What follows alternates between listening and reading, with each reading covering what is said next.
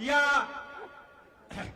प्रसंगी उपस्थित असलेले तालुक्याचे माजी आमदार आदरणीय किशोर पाटील साहेब उपस्थित आहेत, आदरणीय बाबा मोहिते, पंकज नाना बोर्डे, आदरणीय प्रसन्न पाटील, विश्वास मुतुंगे, कौतिकरावजी पवार, मुलचंद पवार, विक्रम चव्हाण, संजय लहाणे नगराध्यक्ष जाफराबाद, पांडुरंग पाटील तायडे जिल्हा अध्यक्ष संभाजीनगर, संतोष अकोलकर, सचिन गावंडे, मनोज पवार, विलास चव्हाण राष्ट्रवादी खुलताबाद तालुक्याचे अध्यक्ष, दत्तू पाटील चव्हाण लेबर कॉन्ट्रॅक्टर, अशोक दापके, दिलीप मुठ्ठे, अखिल भारतीय किसान सभेचे बापू गवळी आणि बारामती कारखान्याचे चेअरमन माननीय श्री राजेंद्र दादा पवार साहेब, कारखान्याचे मुख्य कार्यकारी अधिकारी आदरणीय जामखेडचे आमदार रोहित दादा पवार, कारखान्याचे उपाध्यक्ष सुभाष गुळवे आबा, कारखान्याचे व्हाईस प्रेसिडेंट श्री मिलिंद देशमुख, पत्रकार, विविध चॅनलचे पदाधिकारी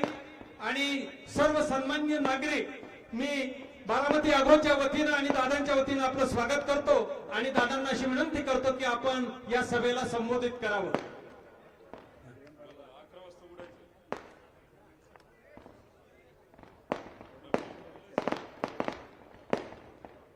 बरं, इथं कुठल्या शेतकऱ्याला बोलायचंय का?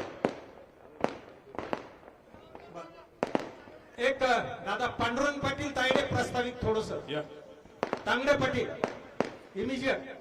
15 मिनिटांनंतर मी बोलतो. मी आपल्या सर्वांना विनंती करतो, जे मागच्या बाजूला आहे थोडं पुढच्या बाजूला आपण सरकावं अशी विनंती करतो. आज या ठिकाणी आदरणीय आमचे नेते, महाराष्ट्राच्या युवकांचा बुलंद आवाज आदरणीय रोहितदादा पवार साहेब, उपस्थित जिल्ह्यातील सर्व तमाम नेते मंडळी आणि शेतकरी वर्ग मित्र, खरं म्हणजे आज दादांना या ठिकाणी काय यावं लागलं, एवढ्या तातडीने येऊन ताबडतोब जायचंय, हे कारण तुम्हाला सर्वांना माहिती आहे. कारण आज या ठिकाणी हा साखर कारखाना हा बारामती अॅग्रोने घेतला, तो रोहित दादाच्या रूपाने या ठिकाणी नावारूपाला आला, चांगला चालला. महाराष्ट्रामध्ये या ठिकाणी आदरणीय शरदचंद्रजी पवार साहेब यांच्या नेतृत्वाखाली जे राष्ट्रवादी काँग्रेस पक्षाची राज्यात देशाची घोडदौड चालली, त्याच्यामध्ये या विदुष्टकांनी, भारतीय जनता पक्षाने हा सगळा राज्यामध्ये देशामध्ये खेळखंडोबा लावला आणि त्याच्यातून आमच्या या देशातील शेतकरी, कामगार, उद्योजक, राजकीय पक्ष सगळ्याची दानातीन लावली. माणसात माणूस ठेवला नाही, घरात घरपण ठेवलं नाही, भावात भाऊ ठेवला नाही आणि हे सगळं केल्यानंतर सुद्धा आज आमच्या शेतकऱ्याच्या मुळावर हे सरकार उठलं. आज आम्हाला आमचा पक्ष फोडला, आम्हाला अडचणीत आणलं, परंतु हा राष्ट्रवादी काँग्रेस पक्ष शरद पवार साहेबांच्या नेतृत्वाखाली आणि रोहित दादाने पुढाकार घेऊन या महाराष्ट्रावर दौरा केला आणि या पक्षामध्ये पुन्हा एक नवीन ताकद शक्ती निर्माण झाली. या भारतीय जनता पक्षाने सारे धंदे केले, शिवसेना फोडली, राष्ट्रवादी फोडली, तरी पण त्यांनी पाहिलं, कोणाची भीती वाटेना त्यांना. परंतु आमच्या रोहित दादानी जेव्हा महाराष्ट्रामध्ये एल्गार केला आणि एल्गार केल्यानंतर त्यांना भीती वाटायला लागली की ह्या राज्यामध्ये रोहित दादा पवार आपल्याला सत्तेत येऊ देत नाही, हे जेव्हा त्यांना कळलं, म्हणून त्यांनी रोहित दादावरती ईडीची कारवाई सुरू केली. मित्र आणि सारा जग पाहतोय, सारा महाराष्ट्र पाहतोय, जेव्हा दादाला ईडीची कारवाई, ईडीच्या नोटिसा, दादाचा कारभार अत्यंत स्वच्छ आहे, कोणतीही गोष्ट लपून छपून होत नाही. परंतु कशा तरी अडकायचा प्रयत्न केला, परंतु त्यांना रोहित दादा कशातच सापडेना. मग काढा तुमचा आमचा कन्नडचा कारखाना, अवेची रितसर लिलाव झाला, रितसर खरेदी झाली, रितसर चालला आणि कारखाना एकदम चांगला चालू आहे. तुम्हाला मला माहिती आहे, कामगाराला काम मिळाले, शेतकऱ्याचा ऊस चालला, त्याला भाव चांगला मिळतो. परंतु या ठिकाणी दादा ईडीची कारवाई केली, दादाला 12-12, 13-13 तास ईडीच्या कारणात बसून ठेवलं. त्या ठिकाणी तमाम महाराष्ट्र सगळा उपस्थित होता. परंतु या ठिकाणी रोहित दादा, आम्ही त्यांचे शेतचे आभार मानतो की आतापर्यंत दुसऱ्या एखादा असता तर लगेच भाजपची वाट धरली असती, परंतु जेलमध्ये जायची तयारी ठेवली तुमच्या आमच्यासाठी. वाटेल तो संघर्ष करायचा ठेवला, परंतु दादाने सांगितलं मोरेल पण वागणार नाही. आणि आज किती तुम्ही संकट आणा, जेलमध्ये जाऊन बसेल, परंतु मी तुमच्या या फालतू धंद्याला मी आमिषाला बळी पडणार नाही आणि मला कुठल्याही प्रकारची भीती नाही. असा या महाराष्ट्रात फक्त एकमेव जो असेल तो रोहित दादा आहे. अरे सारे जण शेपटा घातल्या, वाघ होते वाघाचे मांजर गेले, शेपटा घातल्या आणि खाली माना घालून त्यांच्याकडे गेले. परंतु तुम्हाला दिसला नसेल महाराष्ट्र राज्यामधला एकमेव जो नेता असेल तो फक्त रोहित दादा आहे की रोहित दादा त्यांच्या बापाला शरण जात नाही, जाणार पण नाही. आणि या ठिकाणी रोहित दादाने महाराष्ट्रभर आमच्यासारखे असे कार्यकर्ते निर्माण केलेले आहेत की आम्ही त्यांच्या बापाला घालणार नाही. आणि तुम्हाला एकच शब्द देईल, मला जास्त वेळ नाहीये, परंतु एकच शब्द कन्नड तालुक्यातील या जिल्ह्यातील तमाम शेतकऱ्यांना देईल की या साखर कारखान्याला कधी जर त्यांनी कोणताही प्रयत्न केला, इथं येऊन जर कधी सील लावायचा प्रयत्न केला, हे केलं तर ईडीचे अधिकारी उभे जाळून टाकू दादा, आम्ही पण उभे जाळून टाकू त्यांना. परंतु इथं ईडीच्या अधिकाऱ्याला किंवा पोलिसाला किंवा या भारतीय जनता पक्षाच्या कोणत्याही माणसाला इथं फाईट होऊ देणार नाही. हा साखर कारखान्याची जी चिमणी आहे ही सतत तेव्हा चालत राहील, हा कारखाना चालू राहील. फक्त एकच विनंती करेल की आपण सर्व आज हा दादाचा संघर्ष पाहतोय, मोठ्या ताकदीने मोठ्या जिद्दीने आपण रोहित दादाच्या पाठीशी उभा राहा एवढीच विनंती करेल. आणि कारखान्याबद्दल दादा काही जुन्या करतील, परंतु दादा त्यांना शरण जाणार नाही. आणि आम्ही त्यांचे कार्यकर्ते आम्ही कधी शरण जाणार नाही एवढंच या ठिकाणी आवेदन देतो. आणि पुन्हा एक घोषणा देतो, सगळ्यांनी आपल्या पाठीवर घोषणा द्या, रोहित दादा तुम आगे बढ़ो, रोहित दादा तुम आगे बढ़ो. या ठिकाणी बोलून मी यानंतर आपले नेते आदरणीय माजी आमदार किशोर आदरणीय किशोर पाटील साहेब या प्रसंगी आपलं मनोगत व्यक्त करतील. आदरणीय किशोर पाटील साहेब. महाराष्ट्राचे युवा नेते सन्माननीय आमदार रोहित दादा, उपस्थित सर्व शेतकरी बंधू आणि भगिनींनो, आज हा जो कारखाना उभा राहिलेला दिसतोय, त्या कारखान्याची अवस्था आपण गेले 25-30 वर्ष बघितली. शेतकऱ्याचा ऊस प्रचंड या तालुक्यामध्ये, खुलताबाद तालुक्यामध्ये आणि या कार्यक्षेत्रामध्ये फार मोठ्या प्रमाणामध्ये ऊस आहे. शेतकरी संकटामध्ये आलेले होते. अशा वेळेला हा कारखाना डबघाईला आलेला असताना मध्यवर्ती सहकारी बँकेने, महाराष्ट्र सहकारी बँकेने ज्या वेळेला हा लिलाव घेतला, त्यावेळेला रोहित दादांनी त्या ठिकाणी टेंडर भरलं आणि रितसरपणाने हा कारखाना आपल्या ताब्यामध्ये घेतला. हा कारखाना ताब्यात घेतल्यानंतर आपण सगळेजण बघतोय अनेक वर्ष त्याच्यामध्ये त्यांनी मॉडर्नायझेशन केलं, अनेक सुधारणा कारखान्यामध्ये केल्या, त्याचं यील्ड वाढवलं आणि अशा प्रकारे शेतकऱ्यांना योग्य भाव देण्याच्या संदर्भातली भूमिका या ठिकाणी त्यांनी घेतली. आणि म्हणून आज एवढा शेतकरी समाज या ठिकाणी उपस्थित आहे. हा सगळा ऊस उत्पादक सभासद आहे. मित्रहो, ज्या वेळेला रोहित दादांनी युवकांची यात्रा काढली, त्यांच्या समस्या समजावून घेतल्या, निरनिराळ्या खेड्यामध्ये जाऊन, शेताच्या बांधावर जाऊन त्या ठिकाणच्या गोरगरिबाच्या सगळ्या जाती जमातीच्या लोकांच्या भावना या ठिकाणी लक्षात घेतल्या आणि त्यांचे प्रश्न सोडवण्याचा प्रयत्न केला. त्यावेळेला नागपूरला सुद्धा मोठ्या प्रमाणामध्ये त्यांनी रॅली काढली. त्या रॅलीला मी पण हजर होतो. आणि निश्चितपणानं हा एक युवा चेहरा या महाराष्ट्रामध्ये हा पुढे येतोय. अशा पद्धतीचं ज्यावेळेला चित्र उभं राहिलं त्यावेळेला मग त्यांना त्रास द्यायला या निमित्तानं सुरुवात झाली. मला दादा एकच विनंती आहे की या महाराष्ट्रामध्ये गेले 40 वर्ष, 45-50 वर्ष आम्ही साहेबाबरोबर आहे. आणि या ठिकाणी साहेबांच्या लोकांना, आम्ही साहेबांना सुद्धा त्यावेळेला निर्णयाला सांगितलं की अशा प्रकारचं घडणार आहे आणि अशा पद्धतीचं तुमच्याशी एक निष्ठा असलेल्या माणसांना या ठिकाणी दूर करण्याचा प्रयत्न होतोय आणि स्वतःची आघाडी निर्माण करण्याचा प्रयत्न होतोय. आणि हे पुढे आपल्याबरोबर राहणार नाही, दिल्लीला आम्ही साहेबांना सांगितलं होतं गेले 15 वर्षापूर्वी. परंतु जे व्हायचं ते झालं, जे गेले ते गेले, त्यांच्याशी काही देणं घेणं नाही. सर्वसामान्य जनतेला माहिती आहे की जो माणूस ज्यांनी बोटाला हात धरून, हाताला बोट धरून त्या ठिकाणी राजकारणामध्ये उभं केलं, या ठिकाणी त्याला एवढ्या मोठ्या प्रमाणामध्ये शक्ती दिली, तो माणूस जर गद्दार होऊन या ठिकाणी दुसरीकडे जात असेल तरी सर्वसामान्य जनता कधी त्यांच्याबरोबर जाणार नाही. हा शब्द मी तुम्हाला या तालुक्याच्या वतीने आपल्याला देतो. महाराष्ट्रामध्ये आज निरनिराळ्या प्रकारे आमचे रोहित दादा या ठिकाणी फिरतायत.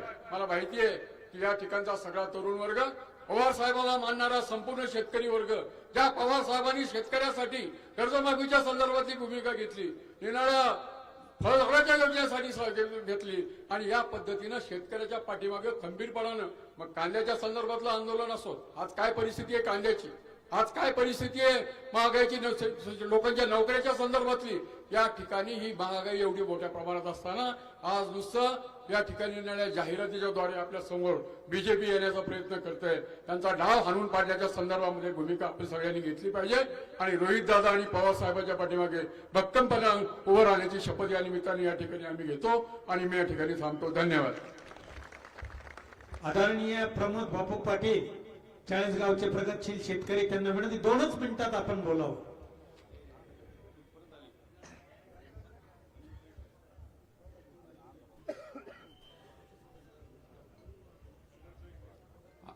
आज खास म्हणजे चाळीसगाव तालुक्यातील शेतकरी आम्ही या ठिकाणी आलेलो आहोत. कारखाना हे शेतकऱ्यांसाठी, कर्मचाऱ्यांसाठी, त्या परिसरासाठी एक साक्षात शेतकऱ्याचं ते एक मंदिर असतं. कारखाना बंद पडल्यानंतर काय परिस्थिती होते शेतकरी म्हणून आम्ही अनुभवलेली आहे. काय हाल होतात शेतकऱ्याचे, ज्या वेळेला रानामध्ये ऊस उभा असतो, कोणी घ्यायला तयार नसतं, स्वतः तोडून द्यायला आपण तयार असतो, त्यावेळेला अक्षरशः डोळ्यात पाणी येतं. आणि त्यावेळेला आमच्या तालुक्यातल्या शेतकऱ्यांना या कन्नड कारखान्याने या ठिकाणी आम्हाला जीवदान दिलेलं आहे. मित्र, मी त्याचा स्वतः लाभार्थी आहे, म्हणून आम्ही शेतकरी या ठिकाणी आलेलो आहे. माझ्यासोबत जिल्हा परिषद सदस्य भूषणदादा पाटील, आमचे सगळे सहकारी आलोय. एक आंदोलन आम्ही चाळीसगाव तालुक्यात सुद्धा उभं करणार आहोत. कन्नड मध्ये सुद्धा आपल्याला उभं करायला लागेल. अरे काय करायचं तुम्हाला, मस्ती करायची तर रोहितदादाच्या मतदारसंघात जाऊन करा, पण या कारखान्याच्या गळ्याला नख लावू नका. हा कारखाना शेतकऱ्यांच्यासाठी आहे, हा कारखाना कर्मचाऱ्यांच्यासाठी आहे. तुम्ही मोदी गॅरंटी म्हणताय इंडस्ट्री उभी करण्यासाठी, लोकांना रोजगार देण्यासाठी, आणि इथं उभ्या इंडस्ट्री बंद करताय, हीच का तुमची गॅरंटी? हा सवाल विचारण्याची या ठिकाणी मित्र गरज आहे. हा जास्त वेळ घेणार नाही, दादाला बोलू देऊ, गावोगावी जाऊ, सर्व करा, काय लढायचं मांडी ठोकून या रोहितदादाच्या मतदारसंघात या. पण इथं अजिबात सुद्धा तुमचे हे कट कारस्थान या ठिकाणी आपण चालू द्यायचं नाही, अशी शपथ आपण शेतकऱ्यांनी या ठिकाणी घ्या. एवढंच या निमित्ताने सांगतो आणि थांबतो. यानंतर कन्नड तालुक्याच्या वतीनं सिद्धेश्वर झालटे आहे, इथूनच बोला. 1 मिनिट. आजच्या या सभेसाठी या ठिकाणी तातडीने आलेले रोहित दादा पवार, आदरणीय किशोर पाटील साहेब, राष्ट्रवादीचे जिल्हाध्यक्ष तांगडे साहेब, उपस्थित शेतकरी बंधूंनो, हा कारखाना ज्यावेळेला 1969ला या कारखान्याचं लायसन्स मिळालं आणि 75ला हा कारखाना चालू झाला, त्यावेळेला माझे वडीलच या ठिकाणी व्हाईस चेअरमन होते, बरोबर पाटील साहेब. या ठिकाणी दादा त्यांनी अक्षरशः ट्रॅक्टर नव्हते, काही नव्हते, रामराव अण्णा बैरगावकर, बाळासाहेब पवार, माझे वडील, आवराळकर काका, नागतकर अप्पा, या सगळ्यांनी मिळून हा कारखाना उभा केला आणि 75ला चालू केला. नंतरच्या काळामध्ये या कारखान्यावर राजकारण घुसलं आणि तो कारखाना आपल्याकडे आला. आपण अतिशय चांगल्या पद्धतीने हा कारखाना चालवला, म्हणून ही तमाम शेतकरी आपल्या बरोबर आहेत. तुम्ही संघर्ष करा, आम्ही तुमच्या बरोबर आहेत, एवढंच कन्नड तालुक्याच्या वतीने सांगतो आणि माझे 2 शब्द संपवतो. यानंतर आदरणीय रोहित दादा बोलते. एकच मिनिट. सर्वप्रथम सर्व शेतकऱ्यांचं कन्नड तालुक्याच्या वतीनं खूप खूप इथं कारखाना नगरीत स्वागत करतो.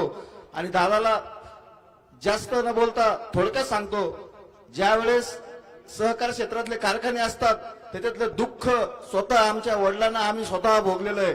आमचे बांधावर ऊस, दादा ज्यावेळेस सहकार कारखाना होता त्यावेळेस ऊस तोडून बांधावर जाळलं, एवढं वाईट परिस्थितीतून हा विषय कन्नड तालुक्यात माहिती होता. म्हणून आपल्या बारामती अॅग्रोला एवढा भरभरून जो सपोर्ट झाला, याच्या मागचं जे लोकांचं संघर्ष होतं ते संघर्ष आज डोळ्यासमोर ठेवून या राजकारणापोटी जर या शेतकऱ्यांच्या मानगाडा तोडण्याचं काम करत असेल तर दादा तुम्हाला इथं सांगतो, कन्नड तालुक्याच्या वतीनं कन्नड तालुका टीचभर सुद्धा मागे सरकणार नाही आणि दादाचे हात बळकट करल. दादा टेक्निकली तर त्यांचा विषय मांडतीलच, पण शेतकरी म्हणून जी शिस्त आपल्याला लावलेली, टोकन निघलं म्हणजे आपल्या शेतात आज पण लेबर जातं, कोणत्या लेबरला 1 रुपया द्यायची गरज नाहीये. दादा ऊसाचं जर 50,000 होत होते तर 10,000 रुपये तोडण्यासाठी लागत होते, इतकी वाईट परिस्थिती होती. आज कन्नड तालुक्यात जवळपास 10 लाख टन ऊस आहे आणि मी सांगतो माझ्या स्वतःच्या गावात 60,000 टन ऊस आहे. याचं दुःख आम्हाला माहिती आहे. ज्यावेळेस आपला कन्नड कारखाना चालू होतो त्यावेळेस कारखान्यातून आपल्याला जेसीबी दिल्या जात्या, रस्ते केले जात्या आणि आपल्या शेतकऱ्याची सोय सुविधा करण्यासाठी दादा खूप कटिबद्ध आहे. म्हणून आपल्याला या ईडी बिडी दादा बघतील, पण आपण शेतकरी म्हणून आपला कारखाना जिवंत राहण्यासाठी सर्वांना एकच विनंती करेन, राजकारण केलं गड्ड्यात, पण आपण शेतकरी म्हणून दादा सोबत राहा. दादाला इथं एवढंच शुभेच्छा देतो. आणि दादा एक छोटकाच सांगतो, येड्या बाबळीला कोणी दगड हाणत नाही, पण आंब्याला निश्चित हाणत्या. तुम्ही आंबा आहात, तुम्हाला दगड मारू द्या. तुम्ही येणारे महाराष्ट्राचे उद्याचे खूप मोठे नेते आहात. पवार साहेबांनंतर आम्ही तुम्हाला पुढचे नेते बघतो, म्हणून तुम्हाला त्रास होईल आणि चांगल्या माणसाला त्रास होतो, काम करायला त्रास होतो, एवढंच इथं सांगतो. आणि दादा खचून न जाता कन्नड तालुका पूर्ण शेतकरी तुमच्या सोबत राहील. आदरणीय दादा, आज एवढ्या मोठ्या संख्येने सर्व पवार साहेबांच्या मार्गदर्शनाखाली चालणारे सर्व पदाधिकारी, तसंच मित्र पक्षाचे काँग्रेस असेल, उद्धव ठाकरे साहेबांची शिवसेना असेल व इतरही सर्व मित्र पक्षाचे पदाधिकारी, इथं उपस्थित असणारे सर्व स्वाभिमानी शेतकरी, कष्टकरी, कामगार, त्यांचे कुटुंबीय, कर्मचारी, पत्रकार आणि या परिसरामध्ये राहणारे सर्व स्वाभिमानी नागरिक आज इथं उपस्थित आहात. काल अचानकच सोशल मीडियावर मी इथं येऊन इथं असणाऱ्या शेतकरी व कर्मचाऱ्यांशी संवाद साधेल असं एक छोटीशी बातमी तिथं आपण पसरवली आणि फक्त एका बातमीवर स्वतःच्या गाडीत, स्वतःच्या मोटरसायकलवर तुम्ही एवढ्या मोठ्या संख्येने आलात, त्यासाठी मी मनापासून आपल्या सर्वांचे इथं आभार व्यक्त करतो. आज छत्रपती संभाजीराजांची पुण्यतिथी, त्यांचे कार्य, त्यांचे विचार, त्यांच्या स्मृतीला मी अभिवादन करतो. वेरूळ हे गाव त्यांचं मूळ गाव. खरं तर या भागामध्ये आल्यानंतर आपण सर्वजण प्रेरणा घेतोच आणि मग छत्रपती संभाजीराजे असतील, छत्रपती शिवाजी महाराज असतील, त्यांनी जो आपल्या सर्वांना विचार दिला तो विचार मनामध्ये ठेवून आपण आपल्या जीवनामध्ये काम करत असतो. शिवशाहू फुले आंबेडकरांचा विचार असेल, पुण्यश्लोक अहिल्यादेवी होळकरांचा विचार असेल, संत सेवालाल महाराजांचा विचार असेल, अण्णाभाऊ साठेंचा विचार असेल, हा मनामध्ये ठेवून आपण सर्वजण कार्य करत असतो. तुम्ही शेतकरी असू द्या, तुम्ही कष्टकरी असू द्या, तुम्ही कर्मचारी असू द्या, प्रशासकीय अधिकारी असू द्या, सामान्य नागरिक, आम्ही राजकारणात काम करणारे सर्व राजकीय नेते असू द्या, हे सर्वजण या थोर व्यक्तींचा विचार मनामध्ये ठेवून तिथं कार्य करत असतात. खरं तर गेल्या काही महिन्यांमध्ये माझ्यावर व माझ्या कारखान्यावर ईडी असेल, नाहीतर सरकारकडनं विविध माध्यमातून तिथं कारवाई केली गेली. 2 दिवसापूर्वी ज्या कारखान्यावर तुमचं आमचं सगळ्यांचं प्रेम आहे, ज्याच्यावर आपण सर्वजण अवलंबून आहोत, त्या कारखान्यावर कारवाई केली. कारवाई करणाऱ्यांना असं वाटलं की आपण सर्वजण घाबरून जाऊ. जे कोणी घाबरणारे होते, पळणारे होते, ते आता तुमच्या बरोबर आहेत. इथं जे सर्वसामान्य लोकांना आम्ही राहिलेलो आहोत, ते लढणारी लोक आहोत, आम्ही घाबरणारे लोक नाहीत. काही लोकांना वाटलं इथं मी येणार नाही.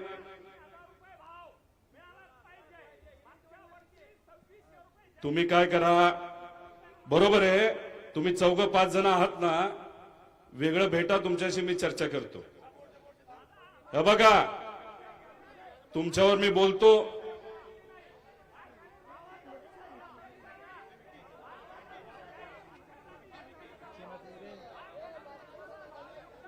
रेट चांगला दिला पाहिजे एवढंच तुम्ही म्हणताय ना, बरोबर ना, मग बोलतो ना. थांबा थांबा, हा बघा काय झालंय.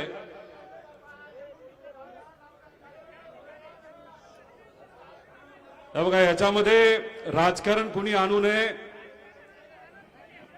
खरं तर 2012ला जेव्हा मी आलो होतो तेव्हा हे बघा, तुम्हाला एक सांगतो, तुम्ही इथं येणार होतात, तुम्ही इथं काळे झेंडे दाखवणार होतात, हे आम्हाला सगळ्यांना माहित होतं. पोलिसांनी आम्हाला सांगितलं होतं. पोलिसांना मी विनंती करतो, शेतकऱ्याला हात लावू नका, ती आपली प्रवृत्ती नाही.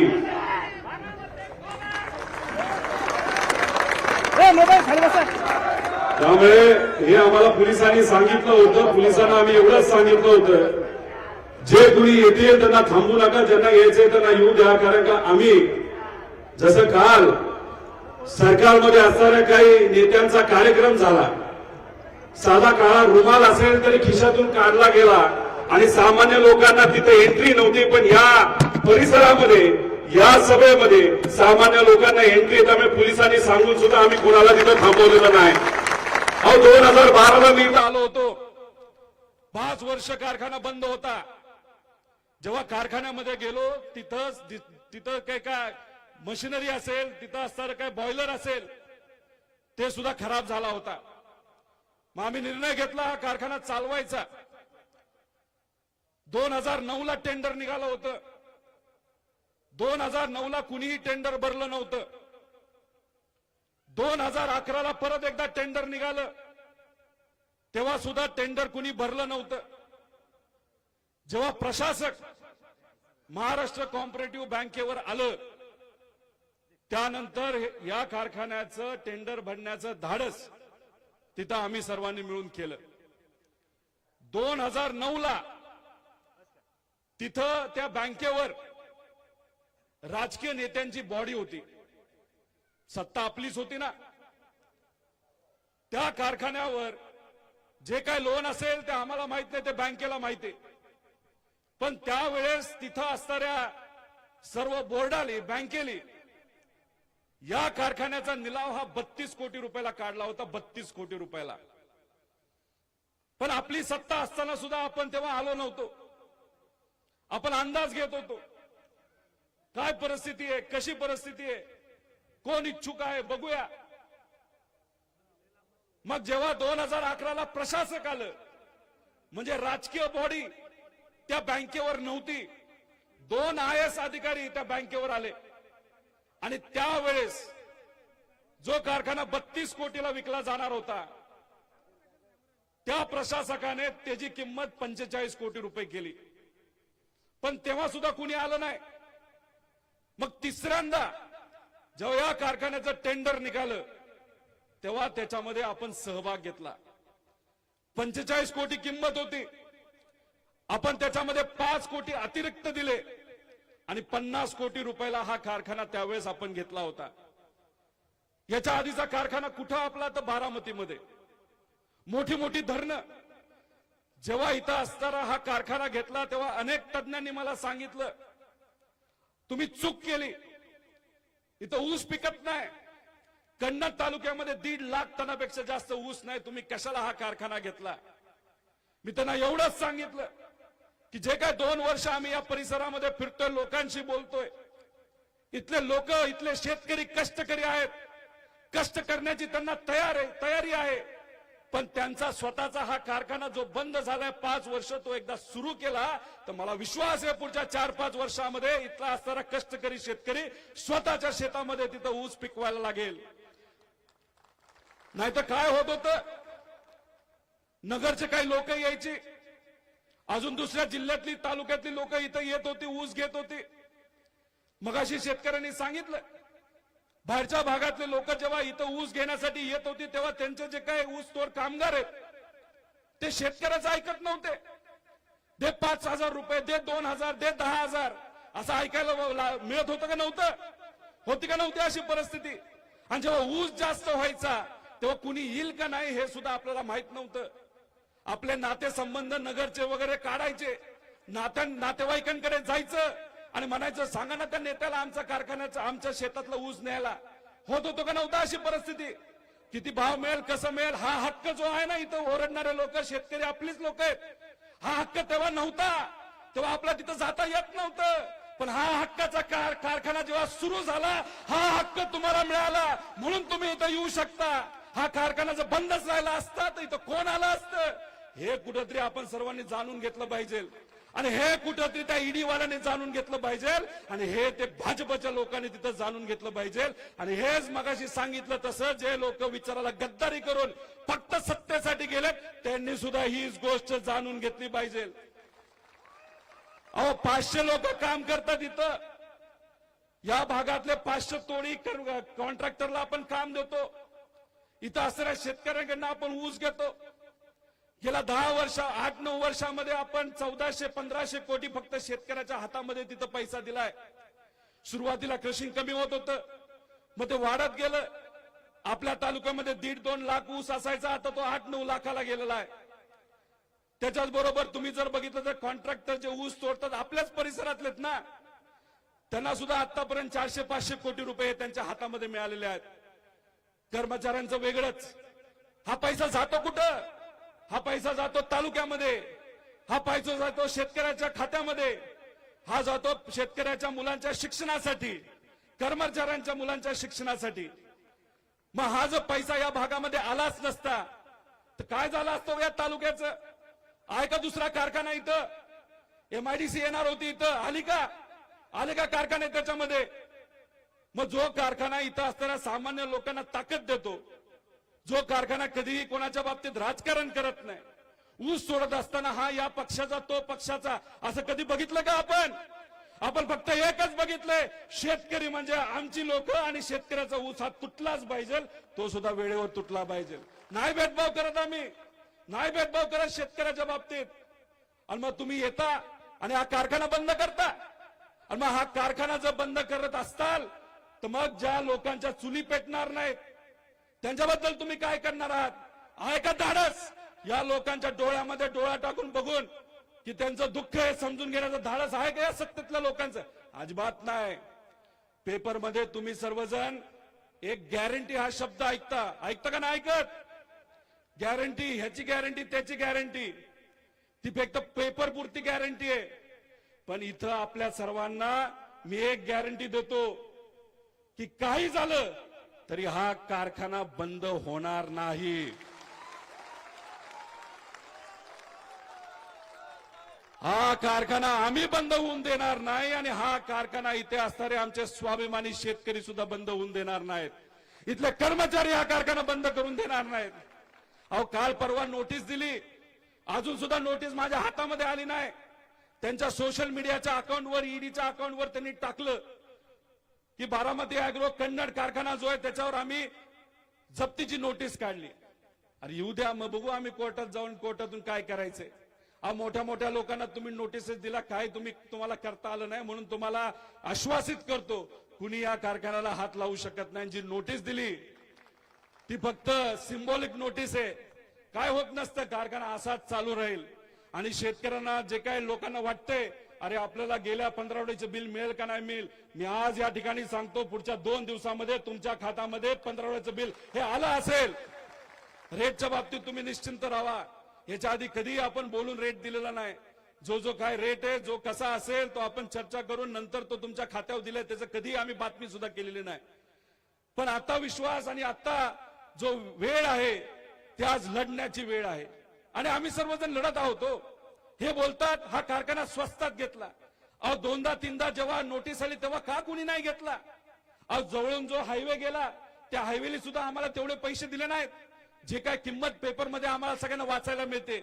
आणि मला तुम्ही सांगा, जमिनीची किंमत तुम्ही करता, 160 एकर ही जमीन आहे, 1 एकर तरी जमीन आम्ही विकली आहे का? आम्ही जमिनीसाठी नाही आलो, आम्ही शेतकऱ्यासाठी आलोय, इथं कारखाना चालवण्यासाठी आलेलो आहोत. त्यामुळे उगाच काही लोक येऊन मोठे मोठे भाषण इथं करत असतील, त्यांना एवढंच सांगायचंय, अरे भाषण करून इथं असणाऱ्या लोकांची पोटं भरत नाहीत, हाताला काम मिळत नाही, पोटाला अन्न मिळत नाही, त्यासाठी कष्ट करावं लागतं, त्यासाठी कारखाना चालवावा लागतो, आणि ते आम्ही सर्वजण मिळून इथं करत आहोत आणि हे करत राहणार. त्यामुळे ज्या ज्या लोकांना वाटत होतं आम्ही इथं येणार नाही, जा, आम्ही तुम्हाला घाबरत नाही, आम्ही कधीही घाबरणार नाही. कारवाई होताय तो, खरं तर कारवाई का होताय तर मी त्यांचं ऐकत नाही. मला तुम्हा सर्वांना विचारायचंय की तुमच्या कुटुंबावर जर अडचण आली, तुमच्या घरातल्या एखाद्या मोठ्या व्यक्तीला, थोर व्यक्तीला, त्यांच्यातलीच काही जण स्वहितासाठी जर सोडून जाणार असतील तर तुम्ही सर्वजण त्या थोर व्यक्तीला, जो कुणी मोठा असेल वयाने, त्याला सोडून जाणार का? जाणार का? आहे का आपली ही संस्कृती? आपली संस्कृती काय शिकवते? आपल्या वडीलधारांचा मान ठेवायचा, आपल्या वडीलधारांबरोबर राहायचं, त्यांना जेव्हा जेव्हा अडचणी येतात त्या अडचणी आपण सोडवायच्या. आणि आज हा नातू त्याच्या आजोबा बरोबर राहत असेल तर त्याचं काय चुकलं?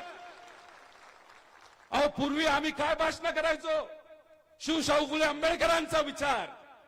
जेव्हा तुकोबारायांच्या विरोधात बोललं गेलं, आम्ही त्याचा विरोध केला. छत्रपती संभाजी राजांच्या विरोधात बोललं गेलं, छत्रपती शिवाजी महाराजांच्या विरोधात बोललं गेलं, आम्ही त्याचा विरोध केला. डॉक्टर बाबासाहेब आंबेडकरांच्या विरोधात बोललं गेलं, आम्ही त्यांचा विरोध केला. आणि त्यावेळेस तुम्ही आमच्याकडे असताना तुम्ही सुद्धा त्याचा विरोध केला होता. आणि मग आता काय असं वेगळं झालं की ज्या लोकांनी अवमान केला या सर्व थोर व्यक्तींचा, त्यांच्याबरोबर सहज जाऊन तुम्ही बसता, मांडीला मांडी लावून तिथे सत्तेसाठी जाता? अरे आम्हाला माहित नाही का तुम्ही कशासाठी गेलेला आहात? पण ह्या गोष्टी आता काय जग जाहीर आहेत, कोणाला काय लपून राहिलेला नाहीत. तर आम्ही भूमिका घेतली, आम्ही लढण्याची भूमिका घेतली. मला तुम्ही सांगा, जी भूमिका इथं मी असेल, पवार साहेब असतील, पवार साहेबांबरोबर हे सगळे जे पदाधिकारी आहेत, काही ठराविक आमदार आहेत, यांनी भूमिका चुकीची घेतली का? चुकीची घेतली का? मला मागच्या शेतकऱ्यांना विचारायचंय की फक्त स्वहितासाठी माझी कंपनी सुखरूप राहावी यासाठी विचार सोडून, लोकांना सोडून गेलं पाहिजे का मी भाजप बरोबर? गेलं पाहिजे का भाजप बरोबर? जो याचा विरोध करला तरी हात वर करून मला एकदा विरोध केलेला दाखवा. शेतकऱ्यांना मी विचारतो, भाजप बरोबर जायचं का? मग तुमचंच ऐकतोय ना, नाही जात भाजप बरोबर.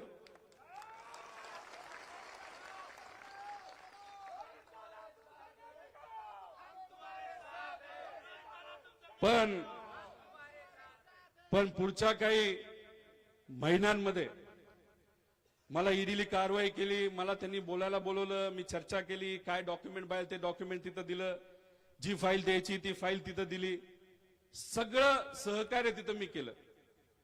एकदा माझे अधिकारी भेटले, एकदा मी स्वतः गेलो, 40-50 प्रश्न विचारले, उत्तरं दिली. नंतर परत एकदा मला बोलवलं, त्याची उत्तरं मी दिली. त्यांना हेही सांगितलं, ईओडब्ल्यू ज्याली आम्हा सगळ्यांना क्लीन चिट दिली, तो रिपोर्ट आमच्याकडे आहे, तुमच्याकडे आहे, कोर्टात सुद्धा आहे. त्यांनी जर सांगितलं असेल भ्रष्टाचार झाला नसेल, चुकीच्या गोष्टी झाल्या नाहीत, आणि रोहित पवारांचा कारखाना जो बारामती अॅग्रो कन्नडचा आहे, तो जेव्हा विकला गेला तेव्हा तिथं कुठेही राजकीय बोर्ड नव्हतं, तिथं 2 IAS अधिकारी होते. मग तिथं कुठेही चुकीची गोष्ट झाली नाही हे जर ईओडब्ल्यूने सांगितलं असेल तरी माझ्यावर कारवाई होते हे का? हे प्रश्न मी तिथं केले आणि त्यांना कुठेही काही सापडत नाही. म्हणून लोकसभेच्या तोंडावर आचारसंहिता 2 दिवस आता लागेल, त्याच्या आधी इथं आपल्या कारखान्यावर नोटीस त्यांनी दिली. त्यांची अपेक्षा आहे की मी त्यांच्याकडे जावं, प्रचारासाठी कुठे फिरू नये. युवा संघर्ष यात्रा ज्याच्यामध्ये तुमचे विषय घेतले, युवांचे प्रश्न घेतले, अशा यात्रा उद्याच्या काळामध्ये कधी होऊ नये अशी त्यांची भूमिका आहे. पण आम्ही लोकांबरोबर आहोत, आम्ही संघर्षाची भूमिका घेत आहोत. आणि ह्या सगळ्या गोष्टी घेत असतात. एवढ्या कारवाई झाल्यानंतर आता फक्त एक कारवाई राहिली आहे. कुठली कारवाई? कुठली? अटकेची कारवाई. मला कदाचित पुढच्या काही दिवसांमध्ये नाही तर महिन्यांमध्ये मी असंच फिरत राहिलो तर मला जेलमध्ये टाकलं जाईल, हे मला माहित आहे. इथं असणाऱ्या कर्मचाऱ्यांना, इथं असणाऱ्या शेतकऱ्यांना, सगळ्यांना मला सांगायचंय की आयुष्याच्या शेवटच्या श्वासापर्यंत कुणीही आलं, जर तिथं मला कितीही अडचणीत आणण्याचा प्रयत्न केला तरी तुमची साथ तिथं मी सोडणार नाही. त्यासाठी मला जेलमध्ये जायचं लागलं तरी झालं, नाही घाबरत जेलमध्ये जायला. एकदा हिंमत तर दाखवायची, मग बघू काय करायचं. पण एक तुम्हाला सांगतो, मी ही भूमिका घेतोय, मी नाही घाबरत या लोकांना आणि मी दिल्ली समोर कधीही झुकणार नाही. ही कारण का मराठी माणसांचं खरं तर तो विचार आहे, मराठी माणूस कधीही कोणाला घाबरत आणि दिल्ली समोर कधीही झुकत नाही. आणि तीच भूमिका आज आम्ही घेतोय. पण उद्या जर जेलमध्ये टाकलं तर मला आपल्या इथं असणाऱ्या पदाधिकारी कार्यकर्त्यांना सांगायचंय, हा लढा तसाच पुढे घेऊन जायचा आहे. आणि हा लढा जर आपण पुढे घेऊन नाही गेलो तर हे जे लोक आहेत हुकुमशाही आपल्या राज्यामध्ये देशामध्ये आल्याशिवाय राहणार नाही. सगळ्यांचा आवाज दाबला जाईल, पण कुणीतरी भूमिका घेतली पाहिजे. सगळेच जर पळून गेले तर राहणार कोण? पण आज जर कोणी राहिला असेल तर ते आदरणीय पवार साहेब राहिलेले आहेत, उद्धव ठाकरे साहेब राहिलेले आहेत, काँग्रेसचे नेते राहिलेले आहेत, आम्ही राहिलेलो आहोत आणि शेवटपर्यंत आम्ही लढत राहणार, नाही घाबरणार. आणि अजून इथं असणाऱ्या सर्व लोकांना मला सांगायचंय की जे लोक आज त्रास देत आहेत येत्या काळामध्ये त्यांना आम्ही सोडणार नाही. पण तुमच्या लेवलला आम्ही जाणार नाही. लोकशाहीला जी ताकद दिली ती ताकद आम्ही वापरू आणि तुम्हाला धडा शिकवल्याशिवाय राहणार नाही. सहज जाता सत्तेत आणि ह्या सगळ्या गोष्टी ज्या आहेत त्या आज या अख्ख्या महाराष्ट्रामध्ये सुरू आहेत. खरं तर माझा कार्यक्रम सांगवलेला आहे, पण मला तुम्हाला भेटायचं होतं, कर्मचाऱ्यांना शेतकऱ्यांना भेटायचं होतं, त्यांच्या कुटुंबियाला भेटायचं होतं आणि मला आश्वासित करायचं होतं कुणी आपल्या कारखान्याला हात लावू शकत नाही. त्यामुळे तुम्ही त्या बाबतीत निश्चिंत राहा. जसा ऊसाचा, जसा या भागातल्या शेतकऱ्याचा विषय आपण मांडतोय आणि कुठेही आम्ही पारदर्शकता पाळली नाही असं नाही. तुम्ही काट्यावर या, काटा चोख आहे, कुठेही काही चुकत नाही. बाहेरच्या कारखान्याला ऊस दिला तर 10% तुमचा ऊस वजन कमी केलं जातं, हे तुम्ही तुमच्या डोळ्याला बघितलेलं आहे. मग ह्या सगळ्या गोष्टी आपल्याला आश्वासित करतो. अशाच पद्धतीने येत्या काळामध्ये आपण आपला कारखाना हा सुरू ठेवणार आहे आणि कुणी हा कारखाना बंद पाडू शकत नाही. पण या कारखान्याबद्दल बोलत असताना अजून एक गोष्ट आपल्या सर्वांना मला सांगायची की आज हे सरकार शेतकऱ्याच्या विरोधातलं सरकार आहे, युवांच्या विरोधातलं सरकार आहे. या भागामध्ये काही ठिकाणी कांदा हा लावला जातो. कांद्याच्या बाबतीत काय परिस्थिती आज आहे का भाव तुम्हाला पाहिजे तसा? अहो मार्च अखेरीस तुम्ही एक्सपोर्ट निर्यात बंदी तिथं उचलणार आहात. अरे पण आमच्या शेतकऱ्याचा, आमच्या महाराष्ट्राच्या शेतकऱ्याचा कांदा हा कधीच संपला हो, व्यापाऱ्यांच्या हातात गेला. गुजरातच्या शेतकऱ्याचा कांदा मार्च महिन्याच्या 15 तारखेनंतर मार्केटमध्ये येतो. मग मार्च अखेरीची तारीख ही गुजरातल्या शेतकऱ्यासाठी तुम्ही काढली आहे का? मग महाराष्ट्रातल्या शेतकऱ्यांनी काय चुकीचं केलंय? झाला का या भागामध्ये दुष्काळ जाहीर? अहो दुसऱ्या यादीमध्ये जाहीर झालाय, पहिल्या यादीत जाहीर झाला नाही. पहिल्या यादीला मदत देणं ठरलंय, केंद्र सरकारने पैसे सुद्धा दिलेत, पण आपला हा परिसर दुसऱ्या यादीमध्ये घेतलाय. कशी मदत करायची हे सुद्धा या सत्तेत असलेल्या लोकांना माहित नाही. टँकर सुरू झालेत का नाही मला माहित नाही. आज शेतकऱ्याला किती मदत पर हेक्टर मिळणार आहे हे सुद्धा माहित नाही. याच्याबद्दल पंचनामे झाले नाहीत का? याबद्दलच्या बैठका होऊ शकत नाहीत? अधिकाऱ्यांना तुम्ही सांगू शकत नाही की बैठका घ्या, शेतकऱ्याचं नुकसान किती झालंय, किती पिकं आहेत ते किती जळलीत, याचा अभ्यास या परिसरामध्ये, अरे परिसर सोडावं, अख्ख्या महाराष्ट्रामध्ये कुठेही झाला नाही. गेल्या वर्षी सातत्याने इथं पाऊस झाला, ऊस सोडून बाकी पिकांचं नुकसान झालं असेल, त्या पिकाचा पैसे मिळले का नाही मला माहित नाही. मिळालेत का तुम्हाला? अहो याच्याबद्दल कोण बोलणार? आम्ही याच्याबद्दलच तर बोलतोय. आम्ही कपाशीच्या बद्दल बोलतोय, आम्ही कांद्याबद्दल बोलतोय, आम्ही ऊसाबद्दल बोलतोय, आम्ही दुधाबद्दल बोलतोय.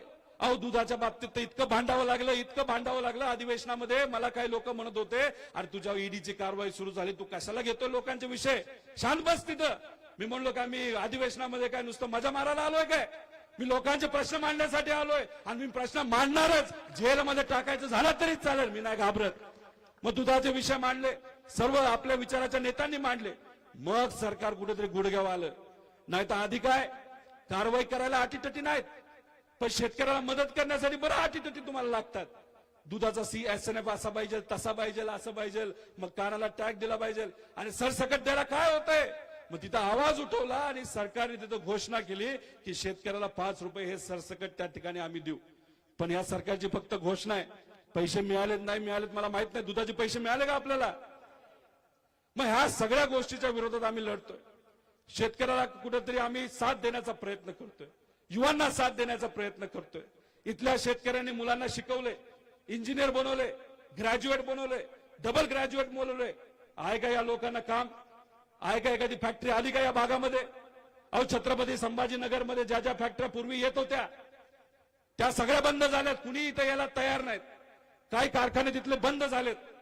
मग तुम्ही नवीन इथं गुंतवणूक आणत नसाल, इथं जर नवीन रोजगार होणार नसेल, तर मग शेतकऱ्यांच्या कष्टकऱ्यांच्या मुलामुलींनी काय करायचं याच्याबद्दल तुम्ही बोलत नाही. पण काय करताय, जो चालू कारखाना तो बंद करताय का? कारण का तिथं असणारा जो प्रमुख आहे तो तुमच्या बाजूला येत नाही. याच्यासाठी तुम्ही कारखाना बंद करणार आणि आम्ही तो होऊन देणार असं जर यांना स्वप्नात तरी वाटत असेल तर त्यांना म्हणा तुम्ही स्वप्नच बघा, अस्तित्वात हे आम्ही कधीही होऊन देणार नाही.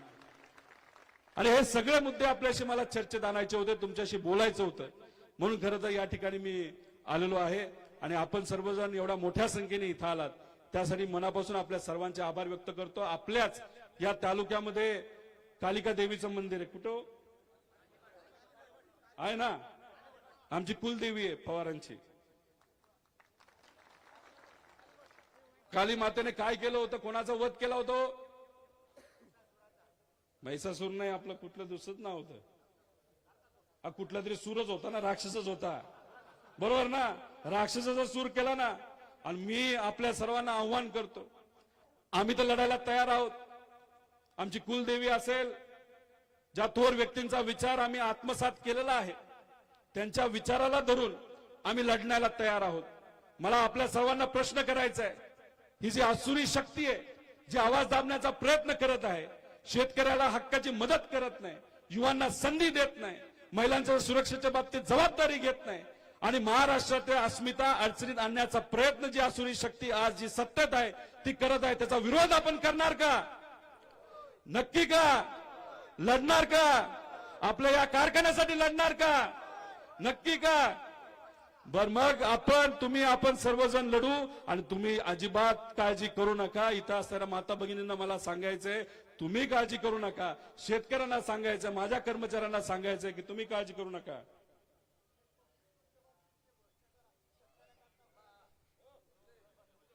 बरेच विषय, बरेच मुद्दे आहेत, आपण त्याच्यामध्ये लक्ष घालू.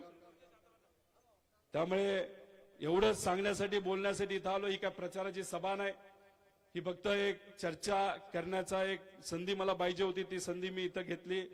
आपण सर्वजण इथे आलात आणि जे जे काही मुद्दे इतर लोकांनी तिथं मांडले त्यांनी इथं यावं, त्यांच्याशी 4-5 लोकांशी मी बोलेल. सांगोलेला एक मोठा कार्यक्रम आहे, तो महत्वाचा कार्यक्रम आहे आणि त्यासाठी खऱ्या अर्थाने तिथं जायचंय. त्यामुळे हा तुमचा कार्यकर्ता मी लढण्यासाठी तयार आहे आणि तुम्ही एवढ्या मोठ्या संख्येने इथं येऊन मला ती ताकद आणि प्रेरणा दिली, यासाठी मी मनापासून आपल्या सर्वांचे आभार व्यक्त करतो.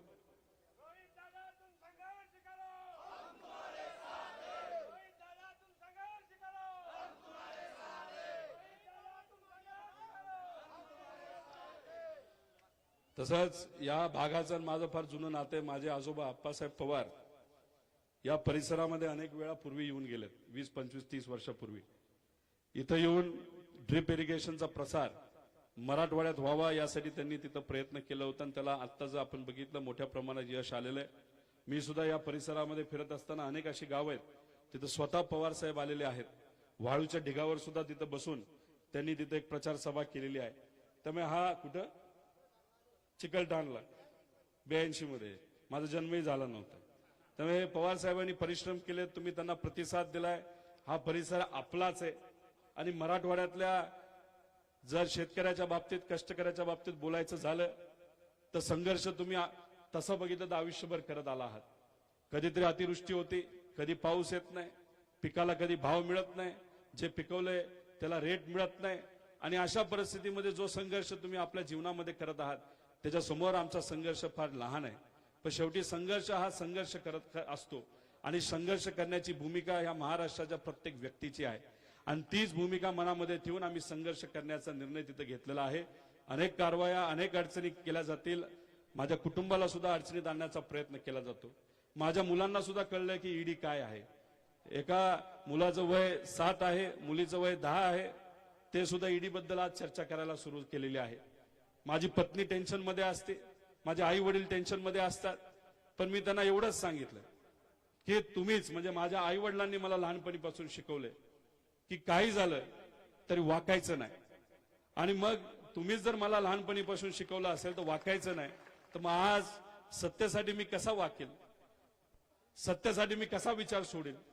मी माझ्या पत्नीला समजून सांगण्याचा प्रयत्न तिथे करत आहे, पण शेवटी तिच्या मनामध्ये सुद्धा कुठे ना कुठेतरी आहे की हा एवढा सरकारच्या विरोधात बोलतोय, मोठ्या मोठ्या नेत्यांना लोकांच्या हितासाठी त्यांनी अंगावर घेतलंय. काही लोक म्हणतात तू बोलू नको. मी एवढंच म्हणतो की आज आम्ही नाही बोललं तर कुणी बोललं पाहिजे. जर सगळे शांत बसले तर लोकांची भूमिका कोण घेणार? मग एवढं जर तू मोठ्या मोठ्या नेत्यांवर बोलत असतील तर उद्या तुला जेलमध्ये टाकलं तर तुझं कुटुंब वाऱ्यावर हे पडू शकतं. अशी भूमिका माझ्या पत्नीने अनेक वेळा तिथं घेतलेली आहे. पण तिला मी एवढंच सांगितलं, माझ्यावर कारवाई होईल पण मी विचार सोडणार नाही. पण जेव्हा माझ्यावर कारवाई होईल, मला जेलमध्ये टाकलं जाईल या लोकसभेसाठी, मी तिला एवढंच सांगितलं, पवार कुटुंब फक्त 4-5 लोकांचं नाही, पवार कुटुंब इथं बसलेलं आहे. अख्खा महाराष्ट्र हे पवारांचं कुटुंब आहे. त्यामुळे आमच्यावर कारवाई केली तर हे कुटुंब तिथं महाराष्ट्राच्या अस्मितेसाठी, स्वाभिमानासाठी लढण्याशिवाय राहणार नाही. आणि तेच आव्हान इथं आपल्या सर्वांना करण्यासाठी आहे. आणि हा तुमचा कार्यकर्ता शांत बसणार नाही, शेवटपर्यंत तिथं लढत राहणार. आज उद्या परवा कधीही शेवटच्या श्वासापर्यंत महाराष्ट्राच्या अस्मितेसाठी जसं तुम्ही लढत आहात, जसे याच्या आधी सर्व थोर व्यक्ती लढले, तसाच हा कार्यकर्ता लढेल. एवढंच या ठिकाणी आपल्या सर्वांना सांगतो. आणि तुम्ही एवढ्या मोठ्या संख्येने इथं आलात त्यासाठी आपल्या सर्वांचे आभार व्यक्त करतो. आणि जाता जाता फक्त आपल्या सर्वांचं दर्शन घेऊन जाईल, कारण का तुमच्याकडनं आम्हाला प्रेरणा घ्यायची, एवढा बलाढ्य शक्तीच्या विरोधात लढण्याची. त्यांच्याकडे सत्ता आहे, त्यांच्याकडे ताकद आहे, त्यांच्याकडे ईडी आहे, पण आमच्याकडे काय आहे तर तुम्ही आहात. त्यामुळे तुमचा आशीर्वाद घेऊन मी पुढे सांगोलेला जाईल. एवढंच या ठिकाणी सांगतो आणि थांबतो. जय हिंद, जय महाराष्ट्र, जय संघर्ष. आलेल्या सर्व शेतकऱ्यांचे मनपूर्वक धन्यवाद आणि आभार. आपण या सभेला येऊन दादांना जो आत्मबल दिलं, दादांना जो पाठिंबा दिला, त्याबद्दल बारामती अॅग्रोच्या वतीनं आणि सर्व तालुक्याच्या वतीनं मी आपले मनपूर्वक आभार मानतो. जय हिंद, जय महाराष्ट्र.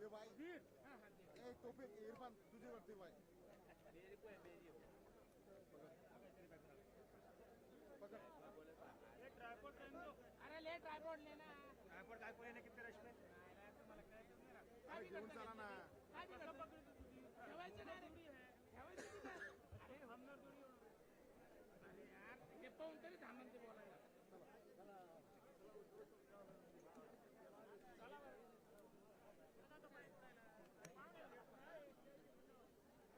चला चला चला बाजूला. थांबा, थांबा, आम्हाला जाऊ द्या आधी.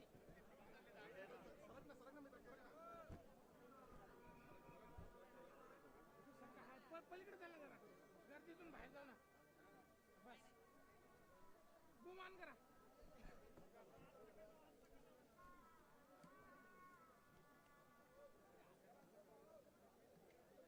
सरकार गाड गाड गाड तुम्ही जा ना पुढे. हे जातील पुढे. विके उभं संतोष लाईन करा.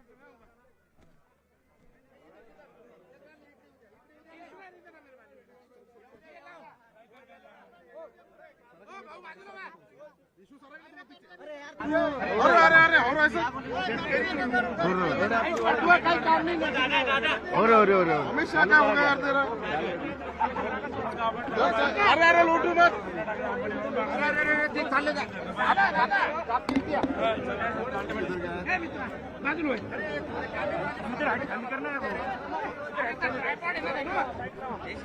थोड़ा पीछे सारा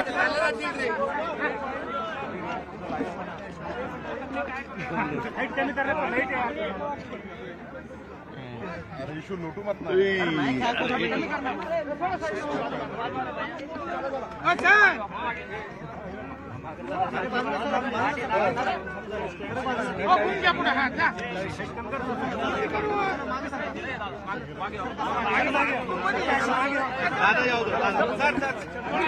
दादा 2 प्रश्न बसतात.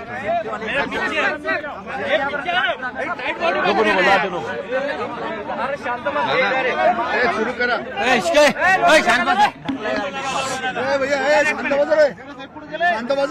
तुम्ही आता बोलताना भीती व्यक्त केली की तुम्हाला अटक होण्याची शक्यता आहे, तशी मी भीती व्यक्त नाही केली, मी शक्यता व्यक्त केली.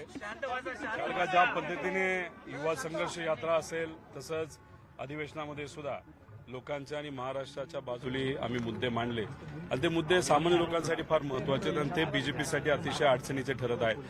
म्हणून कुठेतरी आता ह्या सगळ्या कारवाईला वेग आलेला आहे. 2 दिवसापूर्वीच या कारखान्यावर जप्तीची नोटीस तिथं दिलेली आहे आणि मग आता पुढचा जो काही त्यांचा कारवाई असेल ती जेलशिवाय दुसरी कुठली राहिलेली नाही. त्यामुळे आम्ही घाबरलोय असं नाही.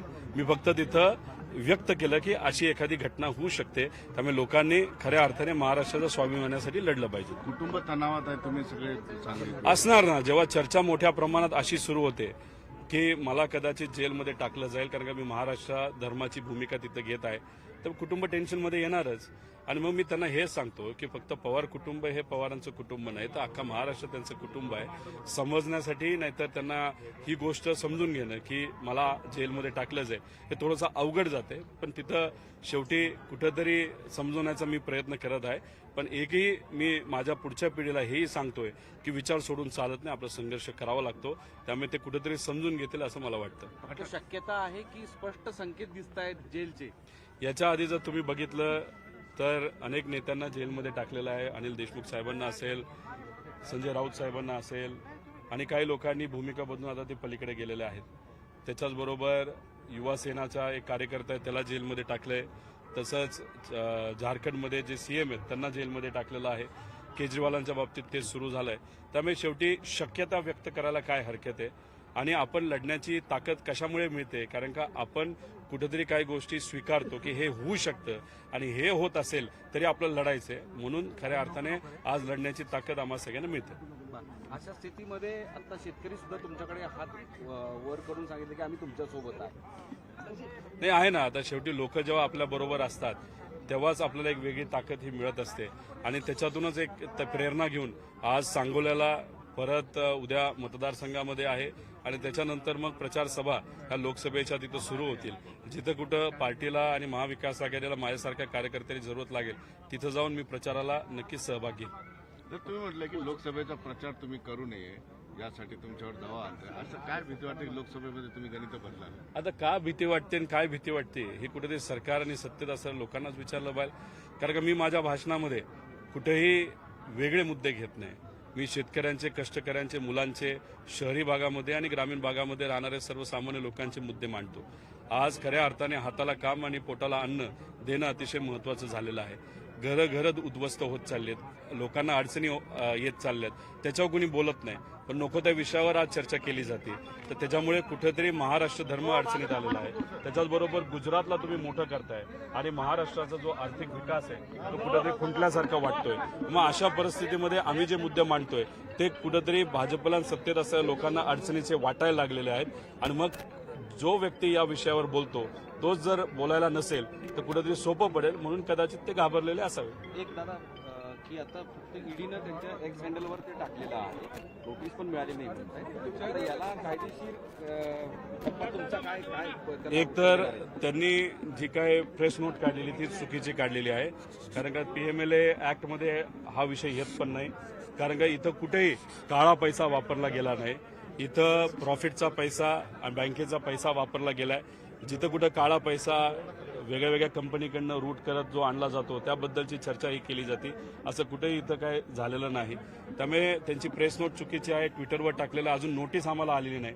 नोटीस जशी येईल तसं आम्ही कोर्टात धाव ही घेण्याची शक्यता आहे. Yes, thank you. धन्यवाद. एक मिनिट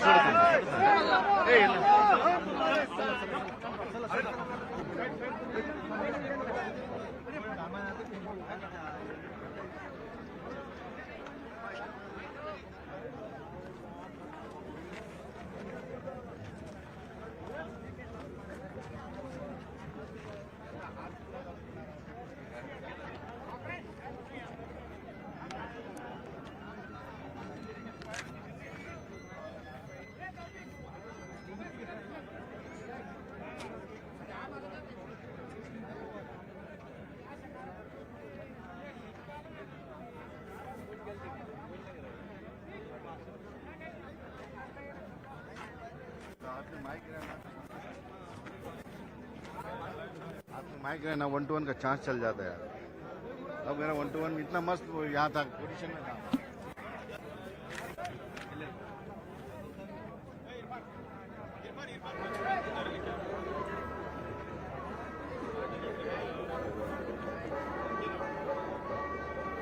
बाइट मिला ना ये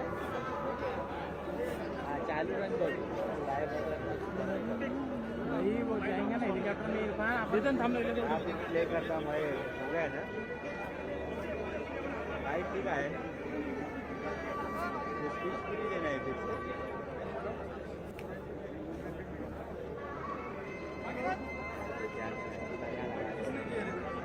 सभी थे हाँ मैं पहले शुरुआत कर रहा हूँ मिस नहीं थे बस ये चालू रन दो संतोष